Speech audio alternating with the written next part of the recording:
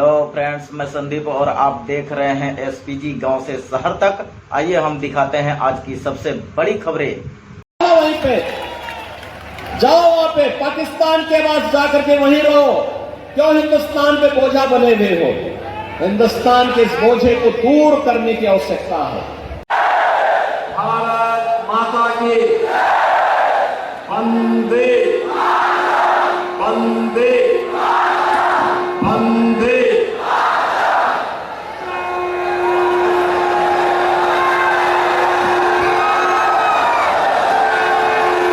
आज की चुनावी सभा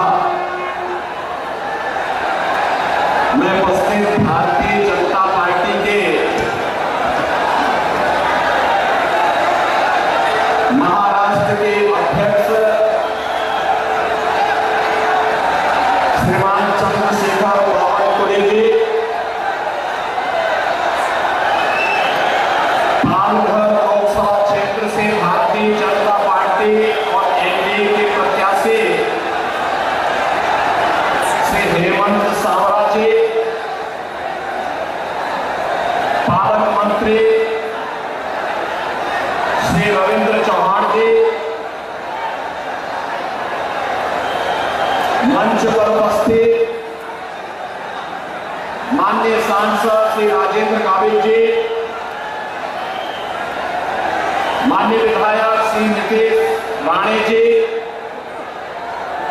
रविंद्र पाठक जी, श्रीमती रानी द्विवेदी जी, महेंद्र पाटिल जी, श्री राजन नाइक जी, श्री विश्वनाथ पाटिल जी, श्री देवेश तोरड़कर जी, श्रीमती स्नेहा दुबे जी, श्री नंद कुमार पाटिल जी, मंच पर उपस्थित भारतीय जनता पार्टी, शिवसेना, एनसीपी,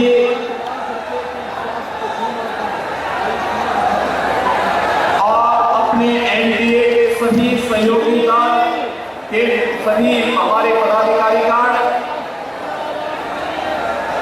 और उपस्थित पालघर के मेरे सभी उपस्थित बहनों और भाइयों,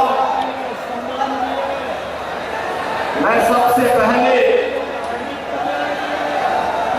हिंदवी स्वराज का बोध जागृत करने वाले छत्रपति शिवाजी महाराज के पवित्र चरणों से पवित्र हुई इस पावन धरा को, जिसे राघोजी भागरे, श्री कृष्णा जी राव जैसे क्रांतिकारियों ने अपनी क्रांति ज्वाला से पवित्र किया है। इस पुण्य भूमि को कोटि कोटि नमन करते हुए आप सबका मैं हृदय से अभिनंदन करता हूं, स्वागत करता हूं। बहनों भाइयों, पिछली बार जब मैं आया था तो उस समय में शाम को आया था और इस बार मैं आया हूं तो लोकसभा चुनाव में भारतीय जनता पार्टी और एनडीए के प्रत्याशी के लिए तो चंद्रशेखर बावनकुळे जी मुझे दोपहर में आपके बीच लेकर के आए हैं। ये चीजें दिखाती है कि जब पिछली बार मैं आया था तो कांग्रेस का सूर्य अस्त करने के लिए आया हूं,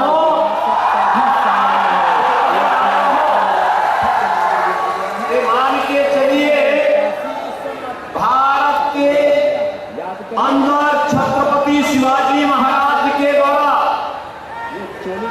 जिस हिंदवी स्वराज की स्थापना की थी मोदी जी के नेतृत्व में, अब वह बनकर के रहेगा, कोई माई का लाल उसको रोक नहीं पाएगा।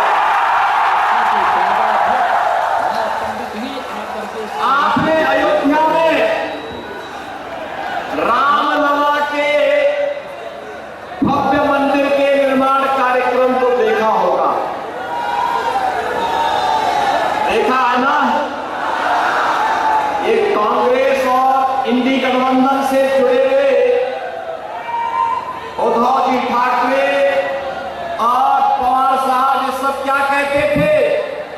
कहते थे कि ये 100 जन्म भी ले लेंगे तब भी मंदिर नहीं बना पाएंगे। बोलते थे ना, एक कांग्रेस और इंडी गठबंधन वाले यही कहते थे कि ये नहीं हो पाएगा, लेकिन हम लोग तब भी बोलते थे कि रामलला हम आएंगे, सौगंध राम की खाएंगे, मंदिर वहीं, रामलला हम आएंगे, मंदिर वहीं। और जो कहा वो करके दिखा दिया ना, कोई संदेह है क्या? लेकिन इंडी गठबंधन वाले क्या कहते हैं? बहनों भाइयों, दो बातें खतरनाक इनके मुंह से निकलती हैं। एक तो कहते हैं कि राम मंदिर अगर कांग्रेस गठबंधन की सरकार बनी तो फिर राम मंदिर को क्या करना है ये हम तय करेंगे। हमने कहा भी देखो, रामलला तुम्हें इस लायक छोड़ेंगे ही नहीं कि तुम दिल्ली पहुंच सको।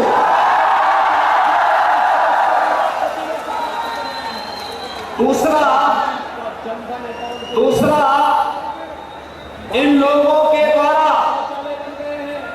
हमेशा प्रयास किया गया, ये डराते थे, कहते थे अगर राम मंदिर हिंदुओं के पक्ष में अयोध्या का फैसला आ गया तो दंगे हो जाएंगे, खून की नदियां बह जाएंगी। और बहनों भाइयों,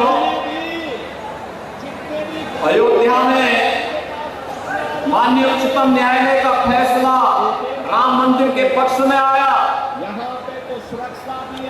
प्रधानमंत्री जी ने कृपा करके वहां शिलान्यास भी किया,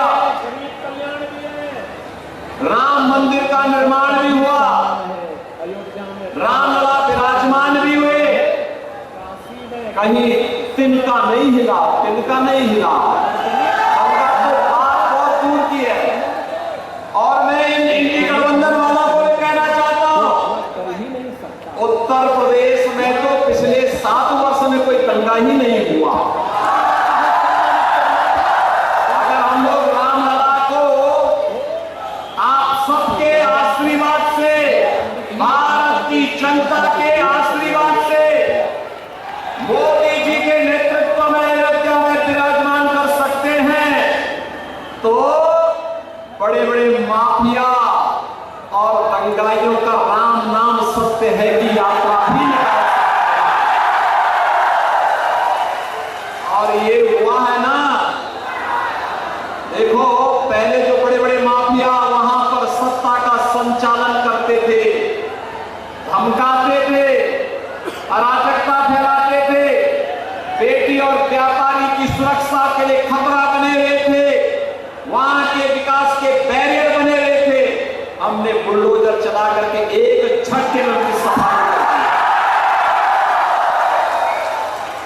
आज आप देख रहे होंगे उत्तर प्रदेश में सारा अतिक्रमण समाप्त हो गया, अब वहां दंगा का कोई सोचता ही नहीं है। अब तो बहनों और भाइयों, उत्तर प्रदेश में कोई सड़क में नमाज भी नहीं पढ़ता।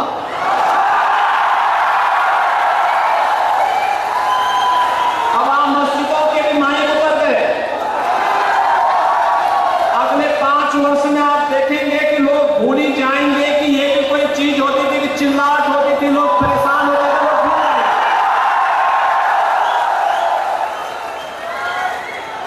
बहनों और भाइयों, हमें अगर एक भारत श्रेष्ठ भारत बनाना है तो सबकी भावनाओं का सम्मान करना होगा, भारत के महापुरुषों को सम्मान देना होगा, भारत के देवी देवताओं को हर हाल में उनके प्रति आदर का भाव रखना होगा, हर बेटी को पूरी सुरक्षा देना होगा, हर व्यापारी को संरक्षण देना होगा, हर युवा के हाथ को रोजगार देना होगा, हर चेहरे पर खुशहाली लाना होगा। और यही तो छत्रपति शिवाजी महाराज का हिंदवी स्वराज का पाठ है, और यही कार्य को मोदी जी कर रहे हैं। पिछले 10 वर्ष में हमने बदलते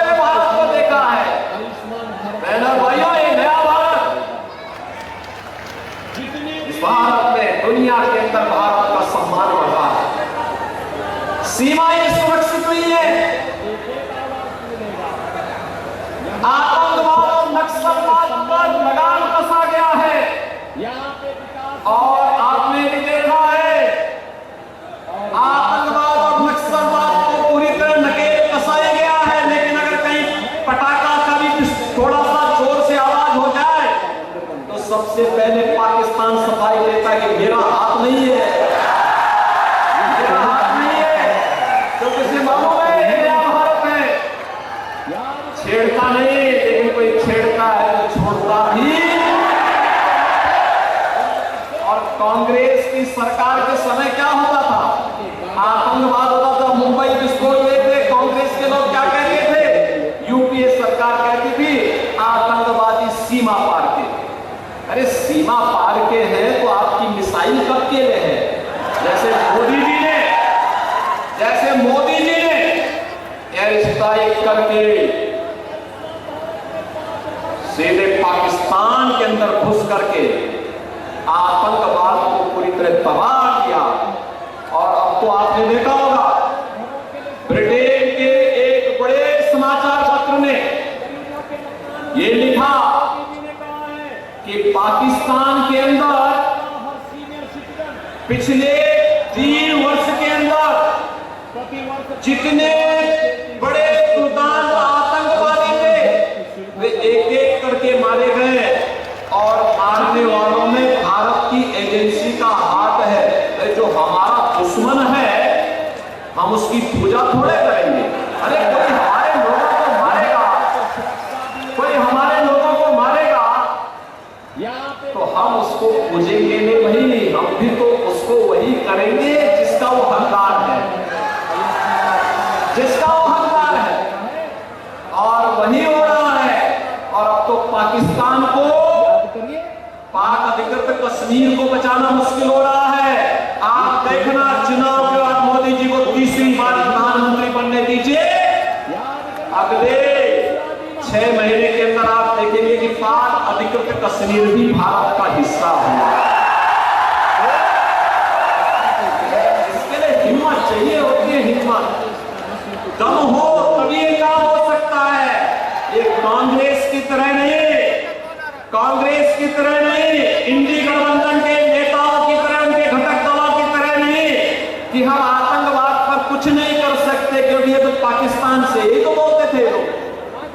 आज अगर वह कुछ करता है तो थोड़ी सी टेढ़ी नजरों से देखता क्या है कि इससे पहले कि वो भारत की तरफ नजरें टेढ़ी करे उसकी नजरों को ही निकाल करके बाहर कर दिया जाता, कहा जाता चुप, ये नहीं चलेगा।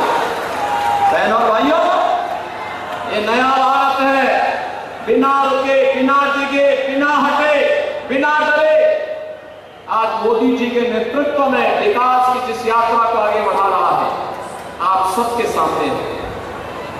अभी मैं देख रहा था मुंबई से नागपुर का समृद्धि एक्सप्रेस है, मैं देख रहा था महाराष्ट्र के अंदर इंफ्रास्ट्रक्चर मोदी जी के नेतृत्व मार्गदर्शन में माननीय गडकरी जी ने कितना अच्छा इंफ्रास्ट्रक्चर दिया, हाईवे का, रेलवे का कितना अच्छा इंफ्रास्ट्रक्चर हुआ है, नमो भारत, वंदे भारत, अमृत भारत, अत्याधुनिक वर्ल्ड क्लास ट्रेन, मेट्रो, और युवाओं के लिए आईआईटी भी है, आईएमडी है, triple IT, NIT, world class university, AIIMS, दोनों कार्य एक साथ हो रहे हैं। लोगों को अच्छी स्वास्थ्य सुविधा मिल रही है और एजुकेशन के बेहतरीन संस्थान भी आज प्राप्त हो रहे हैं। हर घर नल भी है और नल पर जल भी है। बहनों भाइयों, आप सोचो कांग्रेस और इंडी गठबंधन जो आज बना है, इनके समय में गरीब भूख से मरता था। आज मोदी जी 25 करोड़ यानी 80 करोड़ लोगों को फ्री में राशन दे रहे हैं, 80 करोड़ लोगों को फ्री में राशन। और यही नहीं, जो लोग पाकिस्तान का राग लगाते हैं इनसे बोलो कि जितनी पाकिस्तान की आबादी है उससे ज्यादा लोगों को मोदी जी ने 10 वर्ष में गरीबी रेखा से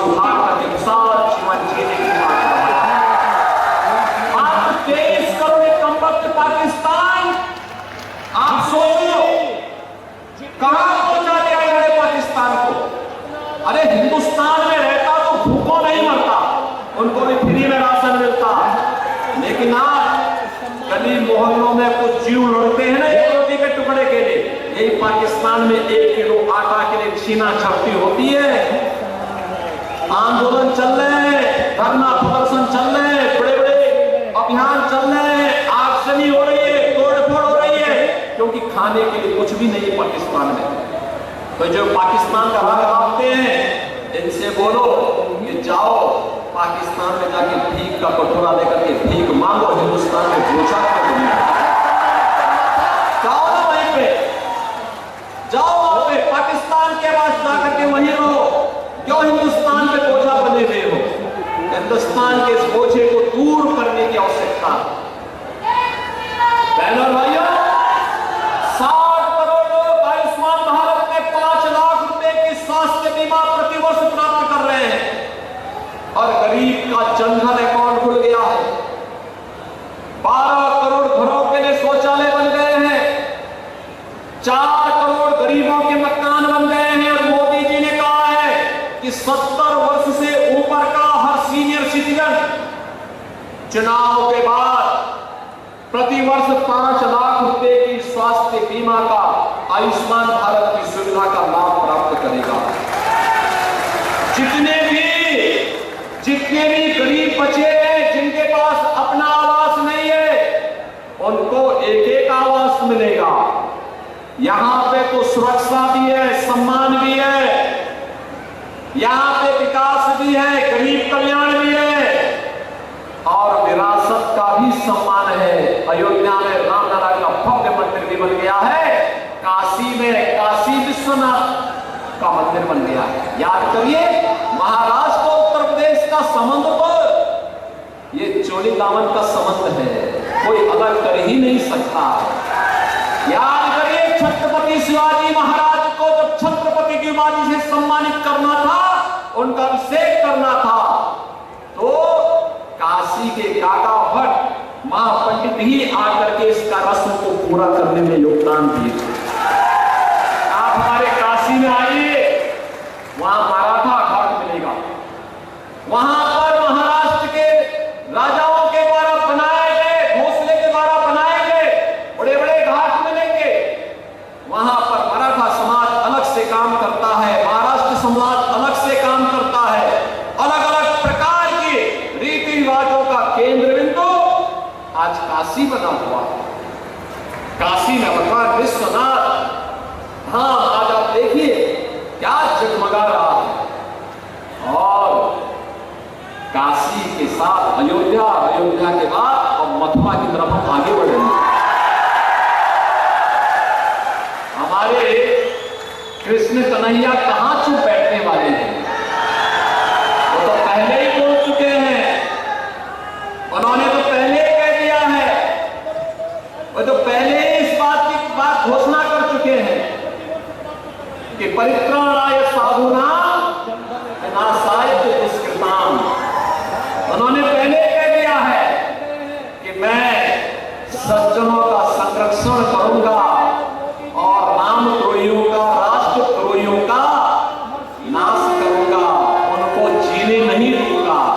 और बहनों भाइयों, आज नए भारत में सब आप देख रहे होंगे, जैसे जैसे चुनाव बीतते जा रहे हैं, 4 चरणों के चुनाव हो गए हैं और 4 चरणों के इन चुनावों का परिणाम आप देख रहे हैं। पूरे देश के अंदर उत्तर, दक्षिण, पूर्व, पश्चिम, मुझे अब तक 10 राज्यों में जाने का अवसर प्राप्त हुआ और देश में सबसे बड़ी आबादी का राज्य तो उत्तर प्रदेश है।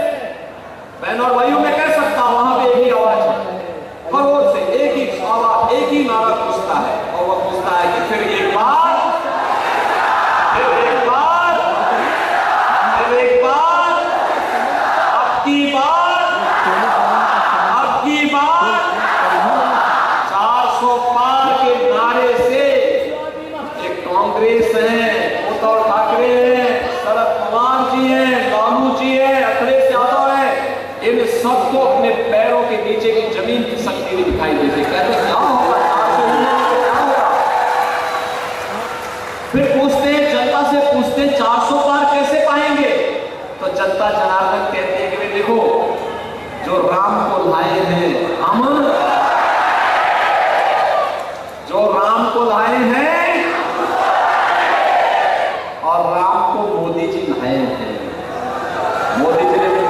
अयोध्या में विराजमान कराया है।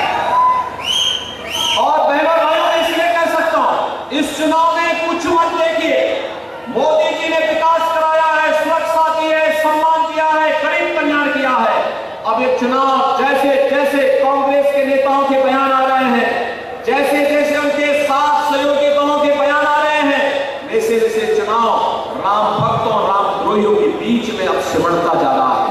और इसलिए हमें तय करना है, देश के अंदर राम भक्त राज करेगा या राम द्रोही फिर से आएगा।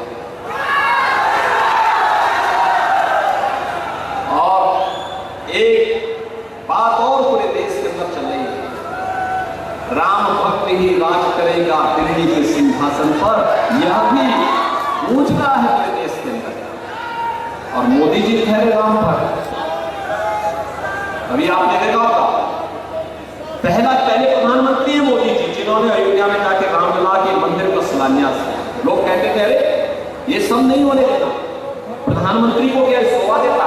अरे मोदी जी ने कहा क्या बात करते हुए, राम हमारे पूर्वज थे, हमारे विरासत है, भारत की आदर्श है, कैसे बात करते हैं? अयोध्या में राम मंदिर के निर्माण के लिए मैं क्यों नहीं जाऊंगा?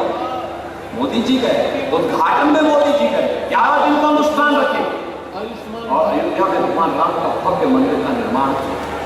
बहनों और भाइयों, मैं आप सबसे अपील करूंगा, भारतीय जनता पार्टी अपने सहयोगी दलों के साथ इस चुनाव में भाग लें, जो भारत के हित में, जो भारत को दुनिया की महाताकत बना दे, भारत को एक आत्मनिर्भर और विकसित भारत बना दे। वह कार्य केवल मोदी जी कर सकते हैं, मोदी जी के नेतृत्व में होगा।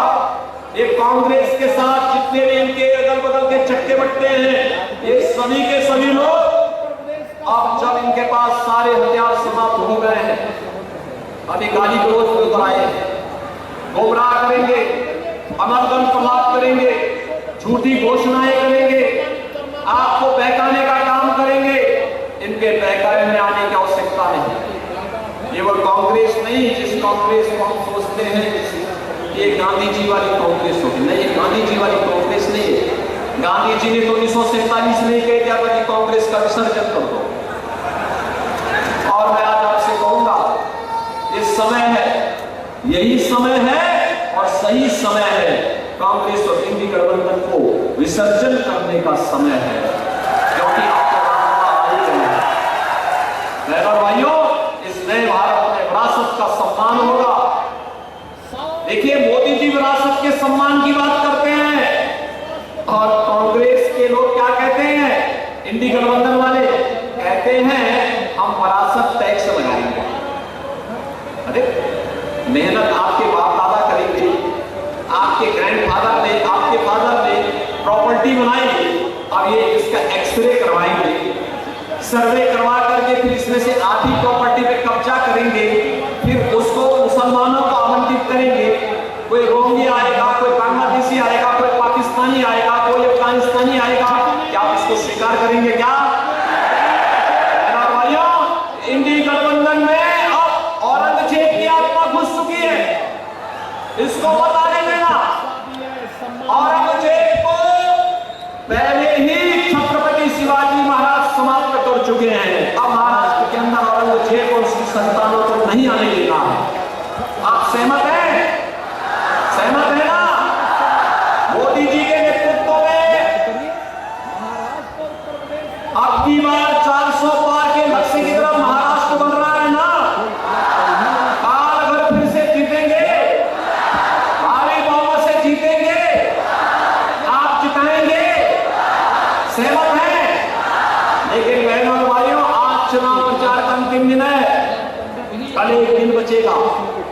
घर घर आप जाएंगे,